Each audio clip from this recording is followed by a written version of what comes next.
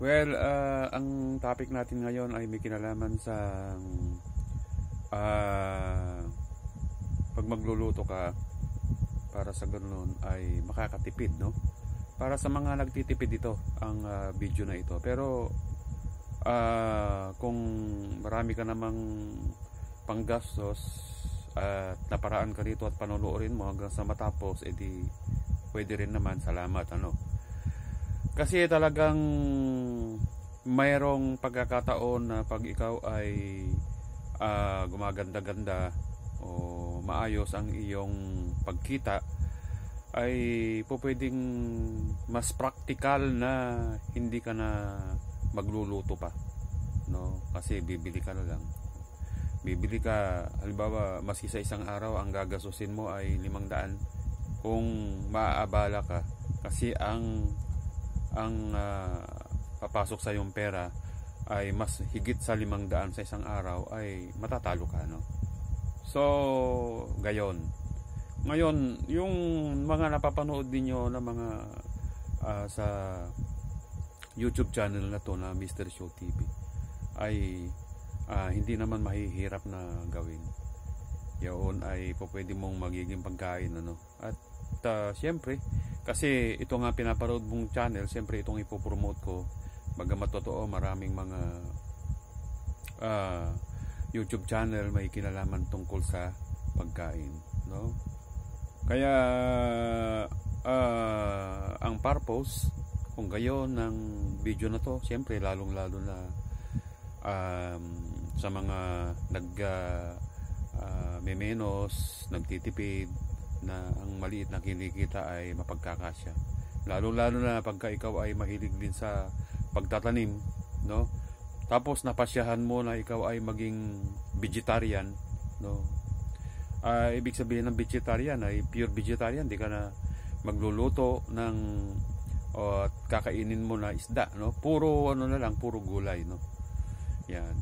Kaya okay din naman na magluto, kasi lahat naman ng tayo pwedeng makapagluto, eh. O di ba? Kumuha ka ng kaldero ng paglulutuan, palayok, tapos magpaapoy ka, maglagay ka ng tubig doon, maglagay ka ng itlog, o di ba? Yan, malalaga mo yun, okra, ilaga, talong, laga, o pagka naman prito, mantika, anuhin mo lang naman yon, paiinitin mo, di ba? O pagkatapos noon, isasalang mo na, ilalagay mo yung isda, ko ano man isda yon. So hindi naman ganun na mahirap. Kaya sasabihin hindi ko makapagluto, lahat ay pwedeng magluto, no? Yan. Kaya hindi na nga lang nagluluto yung mga iba, kasi yung kalagayan nila mas mabuti na hindi sila magluluto. Okay? At mas mabuti na kumain sila sa labas, tangkilikin yung mga restaurant. At sa restaurant, sa mga hotel, depende sa kakayanan ng isa. Kasi meron yung talagang mahal, meron yung isang almusal 3,000 piso, no? So hindi ko inaasahan na merong manonood dito, no, na ang almusal niya ay 4,000 o 5,000. O mag-comment nga kayo dyan pag ikaw ay nanonood, pagkatapos talagang ano muna, sa isang buwan maraming beses ng almusal mo ang halaga ay 3,000 o 4,000.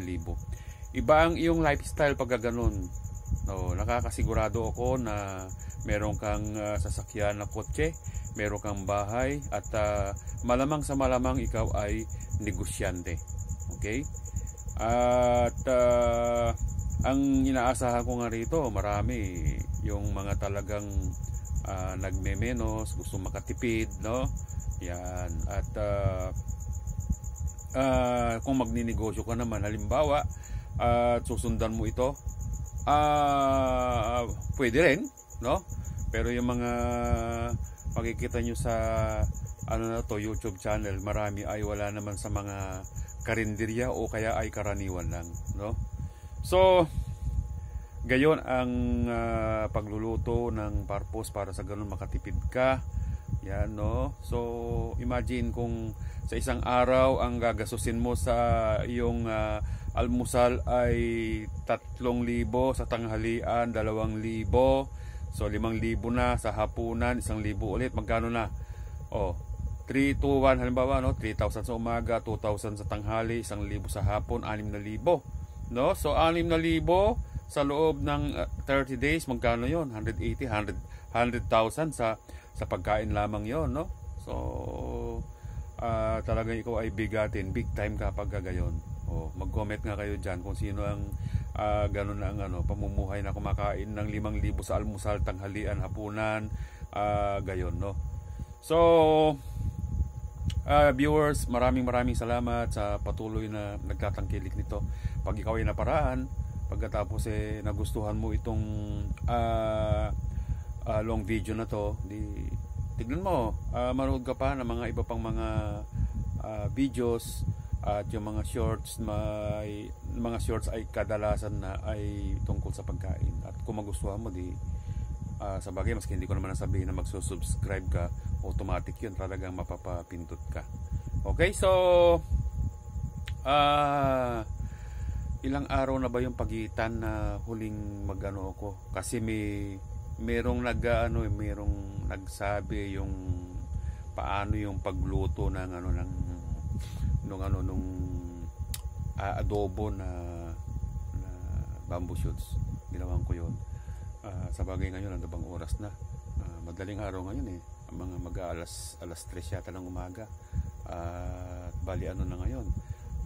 Friday na ngayon Friday, September 15, 2023. So pinapanood mo to siguro Friday, Saturday, Sunday. So Friday, Saturday, Sunday. So happy weekend. Sa pagluluto, ingat-ingat din, no?